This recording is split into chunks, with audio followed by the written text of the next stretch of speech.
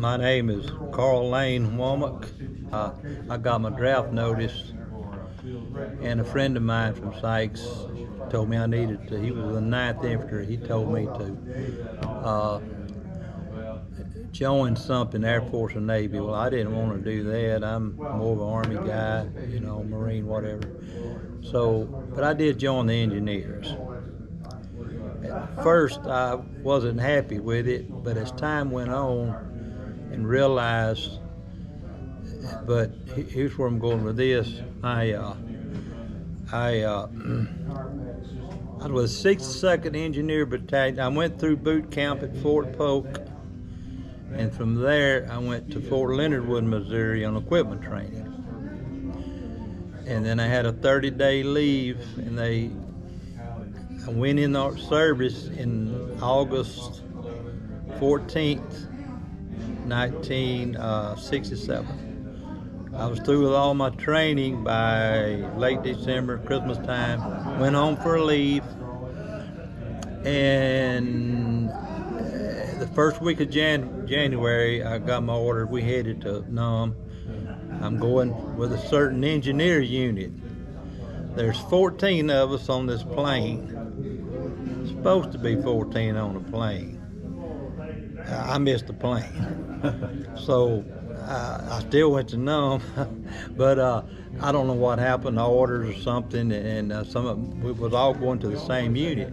So I don't know what happened to the guys I was trained with. So next thing I know, I'm in another plane, and so I got sent to the 62nd Engineer Battalion Construction in Long Binh, Vietnam.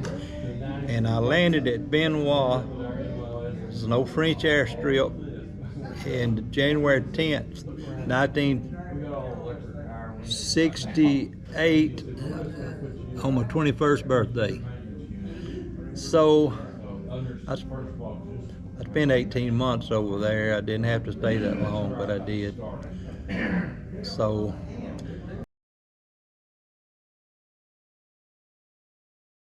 I was in the Mekong Delta for a little while, then I came back to Long Binh, and they had a major Tet offensive over there. I was in Long Binh at the time, and they had, we were rocketing on one end of the base. They had a major, big ammunition dump there, and it was blown up. And but everything was fine. When I say fine, we held our own. And so I stayed with the construction engineers, and I trucked for a pretty good while. I've done a lot of trucking. I've done a lot of downtime, like staying up all night behind a machine gun if it was in a bad area. And so I seen my first firefight in Bien Luc, Vietnam, right after I got there. There's two things that happened to me the first month I was there. I was in the hospital twice. I just got there. And one of them was when I first got there, I was on the burning detail. I'm a private, one or two, I don't recall. And so I'm on the burning detail. And they had a field hospital there. And you had to burn. Well, it's human waste is what it is, and somebody's got to do it. So guess who's gonna do it? If you're private and you just there, well, guess what? Well, I'm on a burning detail. When I left Fort Leonard Wood, Missouri, it was 20 degrees, snow on the ground, at 20 degrees and freezing. When I got to Vietnam, it was 102. It was hot. And of course I'm used to the heat in Louisiana, but from 20 to 102 was a major change. And I had no tan on me whatsoever. Well, in a week's time, I was in the field hospital. I had blistered so bad on that burning detail. It's bad enough, the sun, but I'm on a burning detail.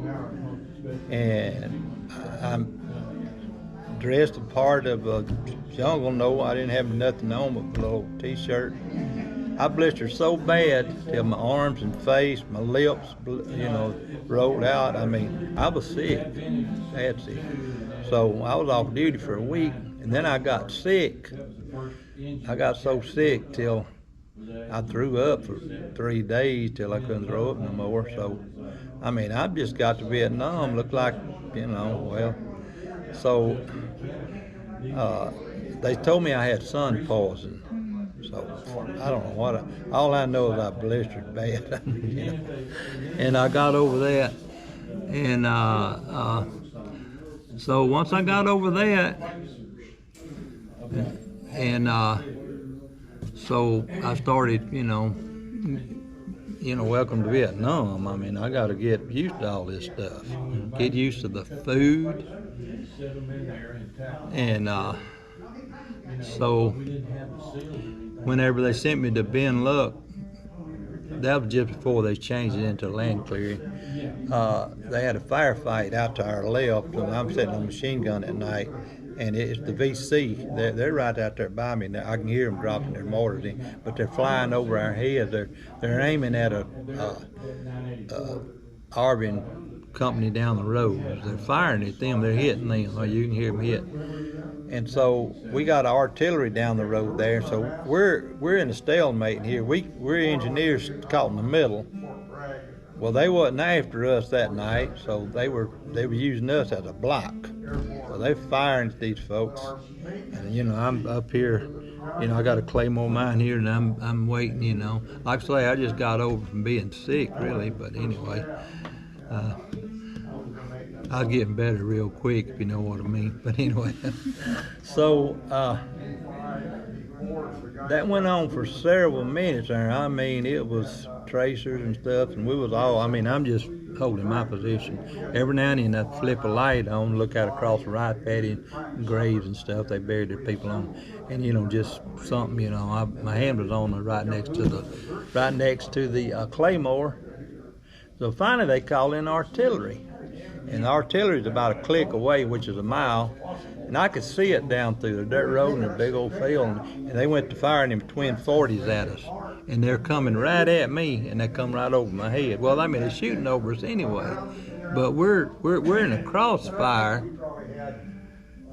and nobody was hit where I was at. None of our guys were hit, but there was several people. There was a few people out there in the Vietnamese were killed, and down the road there was 4 or 5. It was a pretty good little firefight. And it sounds strange to say this, but we was right in the middle of it. But there was nothing, that we could really do, except hold our position. They even called helicopters and strafed all around, all this kind of stuff. But anyway, that was my first month in Vietnam. Okay, I drove a truck for a while, hauling stuff all around Vietnam. And I was there when they decided to go to the cut. And I didn't really have to go, but I guess I volunteered extended because I guess I didn't really know how bad it was going to be. And so I joined the cut. And that was I went home on leave, went back to Louisiana. And I really got to thinking about it while I was home, like, what I just get myself into, I'd already seen a little bit here and there. Well, anyway, so I got in the cut, and it was one of them deals where there's usually 14 or 15 D7 caterpillars.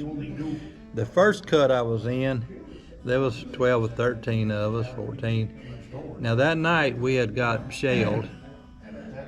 My platoon, which there was about, how many of us in my platoon there? I don't forgot. 12, 13, I don't know, 16. That night they hit us with RPGs and all that. Now we got a berm around us and arms, and we're in the jungle, And so 4 or 5 people in my squad was taken out that night. So there goes 4 or 5 of our squad right there in the engineers. And I'm not trying to toot my horn, but Sergeant Zink was to my right, and he was hit bad. In fact, it was bad, and we're pinned down. And I get up and find the medic, and the medic saved him. But if I hadn't got the medic, he'd have died. Well, anyway, so it was a pretty bad night, for an hour or two. They even had to call airplane, helicopters, because it was North Vietnamese Army we was running into. We wasn't. It's what playtime was over with, and so we didn't play either. We wasn't. I found out something. That's why more and more I realized I like being a combat engineer. When we went out to the jungle, we would go out there for 45 days. That's the longest I stayed, maybe even 60. Most units where you're army, infantry, whatever, I'm not saying they didn't live in the jungle. Sometimes they'd go on patrol and stay 2 weeks or so. And this is what I'm getting from Army history besides being in there. When we went out there, we wasn't going nowhere. We would dig in, and we might have 500 acres to clear. That's a lot of land. And so the North Vietnamese knows it, so they don't want that to happen. Because there's bunkers in there and tunnels, and so, and the armored units and all them, they were good, the infantry was good, but they really didn't want to go out on a mission with land clears because we weren't coming back. I mean, we're going to stay. I mean, I'm not saying maybe we'd pull back a little bit or something, but, I mean, we going in there. And something else I liked about the engineers, because when we went in the jungle, of course they heard us coming. I mean, it's no secret that the North Vietnamese is here, or VC, whoever. And most people goes in to a combat zone with the armor, infantry, maybe helicopter, and you're stealthy, you're armed, you're ready. And we just drive up. I mean, really, we just like, and we find a clearing. And we're in no man's land. They call Paraspeak no man's land. So we're right in the middle of a clearing. And if we didn't have a clearing, we tried to make one. So really, the jungle is owned by the North Vietnamese or whoever. We own the clearing. And that's just the way it was. And they talk about, and it was hard sometimes to get them. You heard about them tunnels and bunkers and them, Well, so they go ahead and we were engineers. We could build some pretty good fortifications, and so they couldn't get to us. I'm not saying there was some major deal went on, and some of them breached a couple of times, but as a whole, I mean, the North Vietnamese Army, comes from them. They hated the engineers, and there was a bounty on land clears. Yeah, I don't know how much money, $200, $500, $5,000. I'm just guessing there, but there was a bounty on land clears because we destroying their homeland. Well, so. And according to the records, there's probably, I think, 2 out of 3 was, if you was in a land clearing unit from day one to like 2 out of 3 was a casualty. That don't mean all killed, But you're a lot of people. I mean, after 36 or 40 months, I don't believe I'm wrong on this. If I am, somebody can call me, I guess. They was like, I think there was 60 men killed, land clears killed, and I don't know if anybody told y'all that or not. That's history. 60 land clears killed. They wasn't counting the wounded. Oh, well, that morning, my first cut, I'm in camp, so we're getting ready to move out. We're lining up. The armored personnel carriers lining up. There's a lot of jungle out there, and the sergeant done told us 2 or 3 days before we was in formation. Well, 50 of them said, "Men, I'm here to tell you there will be casualties." Sometimes those areas that's bad, and they just told you. So anyway, we get out there, and the first cut I'm in, Now I got cigarette butts in my ears. We cut. I don't know if I told you that or not. You would put cigarette butts in the ears because if you hit a mine, it wouldn't bust your eardrums. So not only were we engineers, but we roaming around in the jungle, can't hear nothing. You know, imagine that. I mean, well, we couldn't hear no way. We just went by sight and sound, and I'm sight and looking. So I'm towards the back, and I'm going out at the gate, and we're going headed for the jungle, and it lined up, and then we'll get out there and get formation. Well, while I'm doing that, I seen a flash up ahead of me. It thumped like that. Well, what I was looking at an RPG that hit the front. A guy from Texas, I knew him. Fortunately, he wasn't hurt bad. He got shrapnel in the head. Then all of a sudden, I seen two more flashes, and there was another guy behind him. I was behind all of them, there was triple, and two went in his cow. I mean, he was still living when they left there. So my first cut was several engineers was hauled off. I mean, I know a couple of them had died, but several wounded. Within from the morning till that morning, I mean, we couldn't even. They wasn't even letting us get out of our compound, if you know what I mean. But it didn't work. I mean, we come at them. We call in everything you can call in, and then we went for it. We still went into the jungle and cleared. And while we was in the jungle, we wouldn't stay in one place over 4 or 5 days, and it wouldn't move. So it was really a harrowing experience, really. I mean, it's like there's some things I could tell even a little bit about myself there. I know for a fact, well, there's just things happen I might not about people. I will say this much, and I won't say much more because we had landmine shields, and we had now we did run into some gas out there. I had a gas mask, and they told us they issued us gas masks, and so we out there. Now it's hot, Vietnam's hot, except for the rainy season. It starts raining, it gets muddy as you ever seen, and I think we had, if the history shows it, I know it does, we had like 12 or 14 doziers stuck one day in the jungle all at one time. Oh yeah, it was in a mess. We got a mess out there sometimes. Oh yeah, telling you. And they hauled my dozier out. Of course, I was fortunate. I mean, I hit a mine. It was personnel. It wasn't hurt. I accidentally pushed a tree down on one of them armored carriers that you right on top, and it wrapped them up. Didn't hurt nobody. So you can get hurt several ways. And I turned one over. I hit some trees, and I was climbing them over. It flipped over. Well, they flipped it back. But towards the end there, besides RPGs, they rode in on me, and they'll take you out. I was a miracle I wasn't took out, a couple of times. I mean, it's a long story about that. But, I know what I was telling. We got into bamboo. Bamboo is big and thick, and when you get into bamboo, it gets dark on you. You start pushing. I mean, it's dark in there.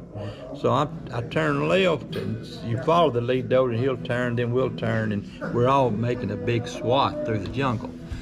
And you run into bunkers, booby traps, snipers. I mean, it's just a war. I mean, it's a war. That's all there is to it. Well, I turn left, and all of a sudden the bamboo's starting to hit me. Now something hits my it hit me in the side. Boom. Well, it's a guy on a D7, and he don't see me. I mean, it's so thick till he don't see me. So I'm right here, and he rounds me in the side, and his blade hits my engine compartment and hits, and he climbs up on me and he crushes my hood down. I mean, and it catches fire, and he's spinning up on. He still don't see. He thinks it's a tree or something. And so by the time he seen me, and I looked at him, and we wasn't that far apart looking at each other, because I'm here, and he done climbed up on top of me. So there's a lot of ways to get hurt and numb, and for a minute it was travel. It caught on fire. I had some canisters, and I managed to put the fire out.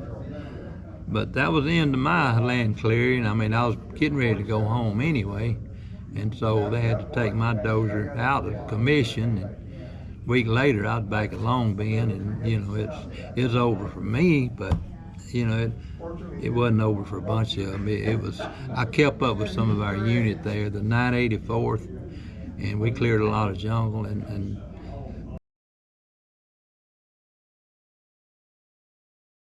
but there's this one guy, he came in country in June of '69, and if I remember right, I remember the boy. We was all young, but he was younger than me. By then I'm 22, 23, no 22, something like that.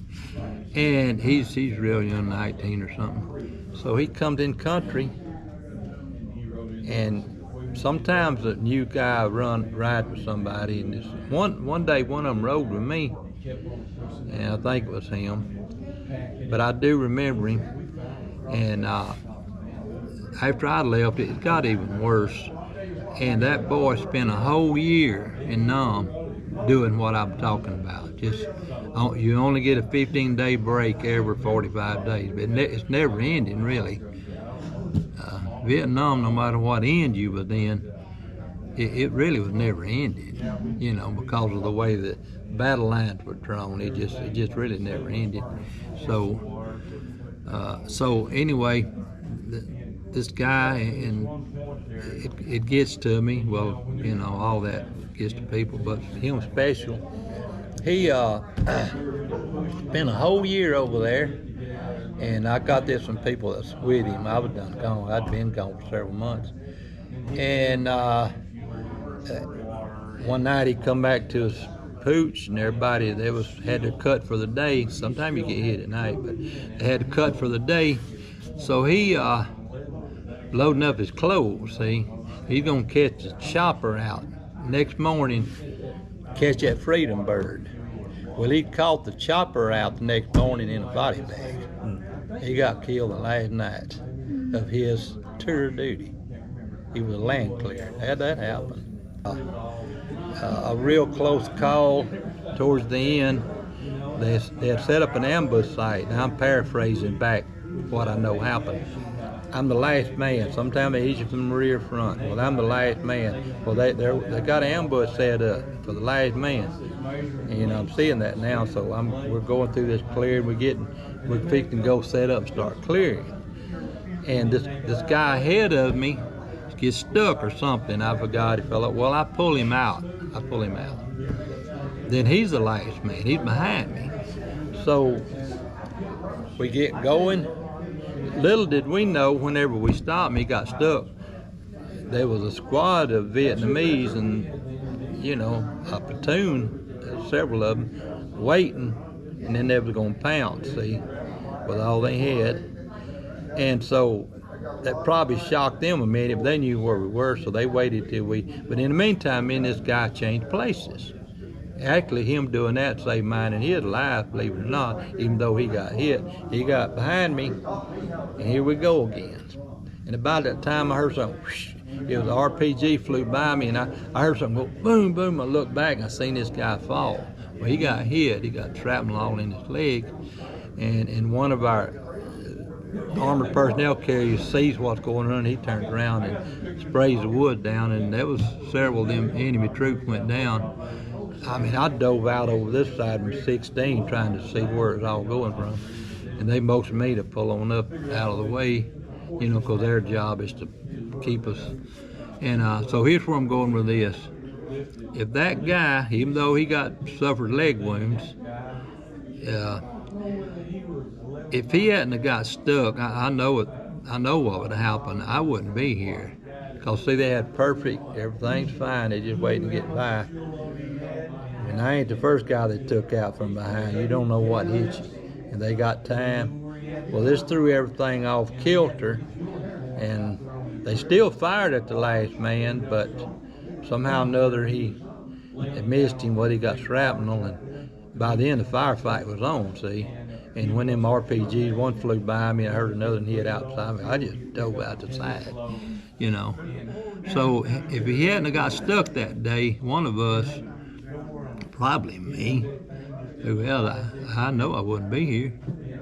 So I look back at things that could have been that wasn't, if that makes sense.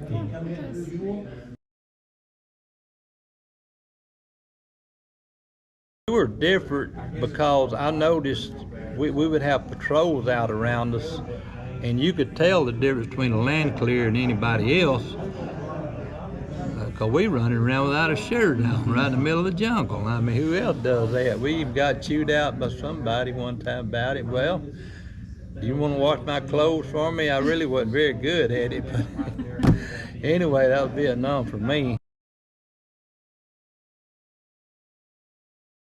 I was recognized that right away that it was beneficial to clear, because what really was a great beneficial was the land clears cleared 100 meters on each side of the road, and so I knew that from the start, you know. So it was beneficial, and all the way to some of them towns, and it opened up, and you had a little more, just, you know. And on the other end, on the beneficial part, is, you know, most of your enemy troops coming out of Laos and Cambodia, so our job was to just clear the jungle out there. It wasn't that it was trying to destroy Nome with all that, but there's a war going on, you're trying to stop things. And plus, those Rome Plow blades would cut the timber. It wasn't pushing it up. All that jungle grew back, but it did stop. I'm going with what I read somewhere. There's several thousand troops probably was saved because land clears pushed their ambush sites back, you know. And plus, when you look at the cuts, when you have troops coming, they'd have to go through a big clearing before they get somewhere else. So it just slowed them down, and so I think it's very beneficial. It might not at the time, but I realized it was.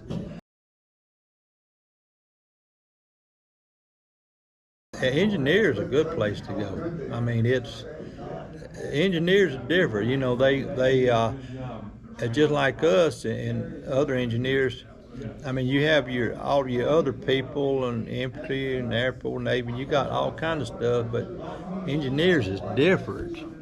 Engineers are not bound down to what they gonna do. You don't know where you go if you're an engineer. If you're with other groups, they have certain areas, but engineers are called on to. You can go anywhere in a split second.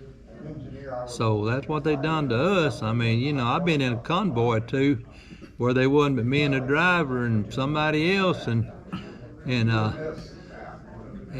get back to camp and say, how'd y'all get through? I said, how'd you get through what? And he said, well, there was two companies VC, there was an ambush there, you know. So they sent us out by ourselves sometimes. They really did. I mean, it wasn't like, oh, we need an armored column to go here. Well, they'd only send 2 engineers there. I mean, like, oh, okay, well, that sounds like winter to me. I mean, what can you say?